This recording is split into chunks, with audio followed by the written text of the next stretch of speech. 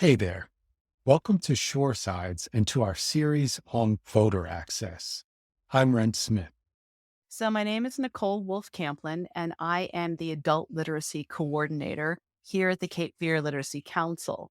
And I guess I want to be clear straight out that we have different programs here at the Literacy Council, including an ESL program that can lead to citizenship for non native speakers, but that I personally only work with the Adult Literacy Program, which is for native speakers of English, almost all of whom were born here and our goal is to work on our clients' goals. Our students can come to us looking to improve their reading, their writing, their math, their computer, financial, or health literacy.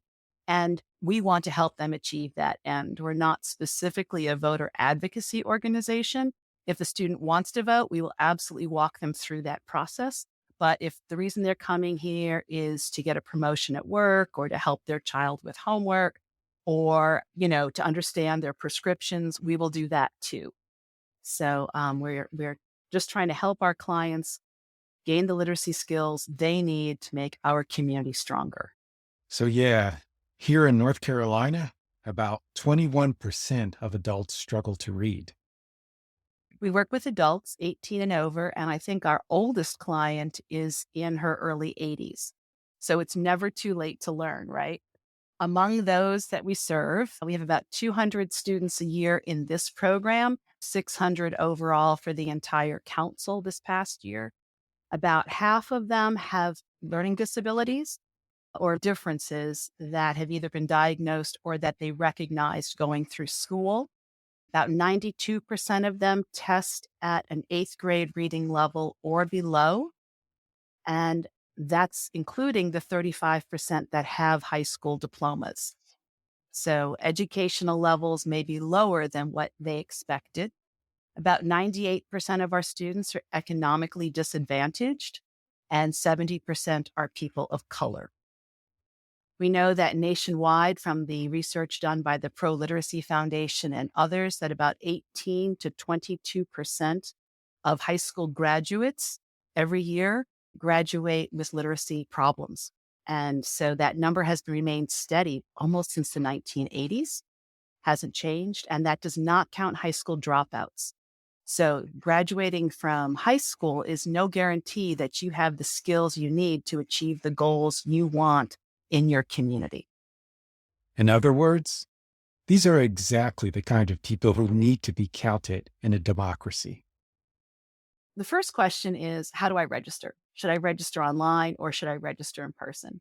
Most of our students and clients here do have cell phones, but as anyone who has tried it, like filling out a form on a tiny little cell phone screen is really frustrating. Most of them don't have laptops or reliable internet connections at home. So probably not going to register online. I will put a plug in for our digital literacy lab. We have a lab here Tuesdays and Thursdays. It's open from noon until 1:30, so that anybody who has a presenting digital literacy problem can come in and pay a parking ticket or register to vote or write a resume and get their needs addressed with a tutor standing right next to them. Assuming they're not going to come here at noon on Tuesday or Thursday to register to vote, then they're probably going to be voting in person. And here's where the lack of literacy skills really kicks in, right? Because if you either can't read a form or you don't feel confident reading a form, that's very intimidating. You have to find out where to go. Where are these places listed? What hours are they open? Can I take the bus to get there and still get home in time to pick my kid up off the school bus, right? So there's where to go, when to go, who can I take with me? What kinds of ID do I have to bring? What kinds of information are they going to ask for? If they ask for something I've forgotten to bring, do I have time to get home, get the extra information, bring it back? Do I have to start over again if I've made a mistake? Who will be there to guide me through the process? Most of our population at our literacy council is very stable. They hold jobs. They are volunteers in their community. They are church congregants, but we also serve people who have been recently incarcerated or people who are unhoused. And they can still vote, many of them, it depends, but they can still vote. They just need to fill out special parts of the form. Who's going to guide them through that? And already, the minute any of our clients approaches a desk where they have to fill out information, there's already that script running in their head. What happens if I make a mistake? Will people think I'm stupid? And there's this total lack of confidence. And so I would say if you know somebody who may be struggling with literacy issues and you want to help them out, there's some things to think about. I know you're going to be addressing how to register on other episodes of this program, but I'm a big fan of early voting. The lines are usually very short. People have time to help you with things, and that's a good way to go. If you have someone, if you yourself struggle with literacy issues, then I would say take a trusted friend to early voting. Someone who can support you through the process. And if you know somebody who might be struggling with literacy issues and is not planning to vote, don't ask them why, right? Because the first thing you do when you ask, why aren't you voting? They don't want to tell you that they don't feel comfortable reading. They don't want to tell you they read like an elementary school kid. So don't shame them any further by trying to find out why. I think it's much more helpful to say, do you have a voting plan? How can I help you with your voting plan? It may be that you can provide reliable transportation to a registration site. It may be you can watch their kids while they're voting so they don't have to worry about managing that situation. It may be that you can provide assistance, at least in the registration process. Obviously, they go on the rest of the journey to actually mark their ballot on their own. But you can just stand next to them and lend them that confidence that they are smart, they are capable, and they can do this. So by asking them, instead of telling them what to do, you're empowering your neighbor or you're empowering your friend to make their own decisions. And that's really what we try to do here at the Cape Fear Literacy Council. Yeah, I think the first step to voting is holding the value that it's important, right? So a lot of our clients are getting information from their families and from their friends.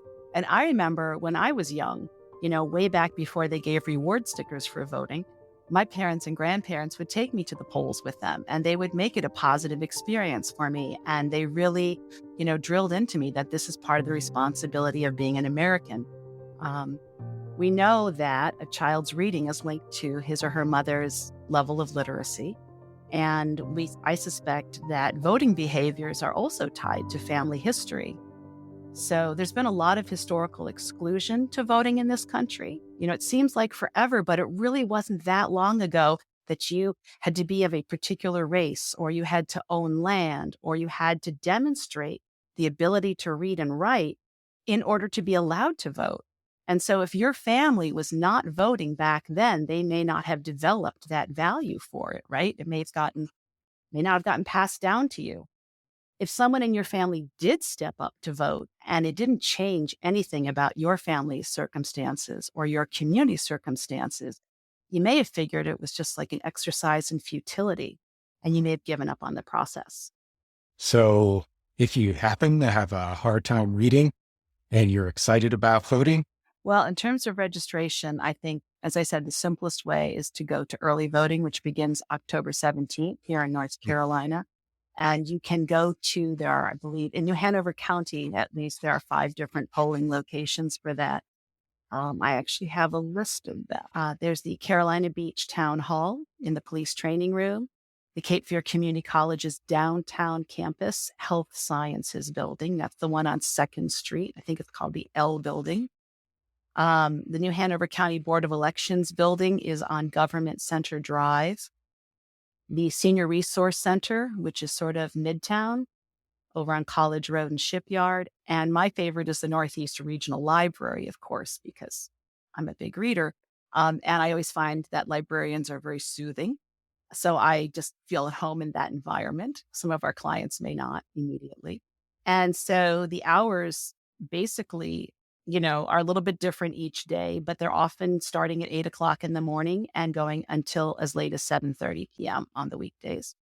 And so if you can show up there, and you do have to bring ID, and I think your other guests would be more qualified to talk about what kinds of ID. I mean, you have to prove who you are with a picture and where you live, that you should be okay. Like I said, bring that friend for confidence, absolutely. And and fill out some paperwork. And don't be afraid to ask questions, right? Don't be afraid. Right. It's okay. Yeah. Everybody has questions about this stuff. It's complicated. So go ahead, feel free to ask questions, gather your confidence, and go ahead. The next step is going to be you're going to hand it a ballot. And because I'll just give the example for New Hanover County, because that's where I live and that's what I looked up. We can be in state assembly, House District 18, 19, or 20. And so it's really hard to sort through all of that stuff. Like I said, it's complicated. So once you have your registration completed, it's really good to download a sample ballot for your address to find out who actually you would be voting for. I mean, the names at the top, everybody knows. At this point, if you're watching TV at all, you know who's running for president and vice president. You may even know who's running for governor, but there are a lot of down ballot races that are really important. In fact, that's where local voters can have the biggest impact is on those county commissioners, those city council people, your soil and water conservation district folks, your district attorney. All of these down ballot races are really important because they have a smaller voter pool contributing to the decision making, right? So, another thing that sometimes throws our clients off is a referendum. So there can be a ballot measure or a referendum on the bottom, and they often get very little attention. And when they do, it's in print resources that our clients don't access. And so don't get phased, just do your best. If you don't feel comfortable answering a particular question, if you don't feel comfortable choosing between two candidates, it's okay to leave a space blank. It's okay with the rules. I worked with a student during the 2020 presidential election, and we were working on the social studies module of the GED. His goal was to get the GED, and the social studies was the first of the 4 module tests he was going to take. And so we had worked on things like the separation of powers of the federal government, the definition of a republic, and we had reviewed voting and election procedures as part of his GED test preparation. And during that process, he became interested in voting and decided he wanted to set it as a goal. He'd already reached the 9th grade reading level by then, and he could handle summaries that most candidates post on their websites or submit to the press or to websites like Ballotpedia. So I don't know if you remember, but before the primaries, there are over 30 candidates in that race, and we researched every single one of them. So we looked at positions, or we looked at issues, I should say, that were really important to him. And then we walked our way through the position statements of over 30 candidates to find out which ones really met his ideals of what a president should care about and what a leader should prioritize. And he picked his candidate. I will add that it was different than mine, which was fine. I never told him who I was voting for. This wasn't about me. But we'd gone through the research process, and I met him at the polls, and he cast his ballot in the primary and chose his candidate. And when he walked out with his sticker, very proud of himself, he told me it was the first time he had voted for himself and didn't just follow the instructions of his wife or his pastor. And he felt really empowered by the experience. He felt more excited as he followed the rest of the election. Neither of our primary candidates made it into the final round, and we still decided to keep talking about those issues. And so when the general election came up, he felt very confident going by himself, and he felt like he had his own voice. He was going to use it. Find us at 1012 South 17th Street here in Wilmington. We're just up the hill from the hospital, just across the north side of the railroad tracks from the Novant Regional Medical Center. Our telephone number is 910-251-0911. It's always easy for me to remember that, the 0911, if you have a reading emergency. So we are on, I want to say it's the 201 line. It comes as there's the Carolina Beach and 17th Street extension. So it goes up 17th Street past the hospital, and it comes down 16th Street, and you would get off just after, I believe it's Dawson. We have several bus lines that will help you access the Cape Fear Literacy Council. The 105 will drop you off over on Greenfield Street, and you can walk up the hill on 16th. or I believe it's the 201 that will run you down 16th Street. Just get off after Dawson Avenue and cross the street to find us. Our buildings are blue. It's a big advertising plug for us. It's 2 buildings, bright blue with a parking lot between. You can enter from either the 16th Street side or the 17th Street side. Literacy affects and underlies all our lives. That's the simplest way I can say it. Whether you can follow a recipe that was handed down in your family, whether or not you can participate in the democratic process, whether or not you feel like a full and successful citizen in the United States, all starts with your ability to participate through text and expression through both speaking and writing. This is Ren Smith, and thanks for being with us. Learn more about this series and others at shoresides.org or find us wherever you listen to podcasts. Thanks to Nicole and the Cape Fear Literacy Center.